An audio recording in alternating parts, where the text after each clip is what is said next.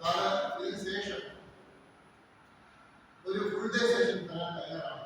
Workshop എല്ലാ പ്രാക്ടിക്കലോട് കൂടി ഒരു വർക്ക്ഷോപ്പ് ടീമായിട്ടുള്ള സാറിന് ഓഫർ ചെയ്തിട്ടുണ്ട്. അത് നമ്മൾ പ്രതീക്ഷിക്കുന്നുണ്ട്.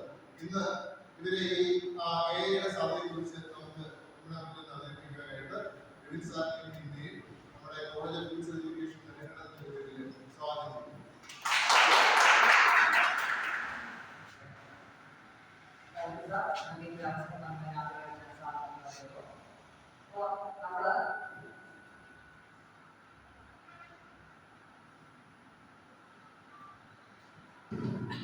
ഇത് ജീവിക്കുന്നത് AI-യിലാണ്. നമ്മൾ എല്ലാവരും അറിഞ്ഞോ അറിയാതെ AI ഉപയോഗിക്കുന്നു അല്ലേ? ഇതാണ് AI കൊണ്ട് പറയാമോ?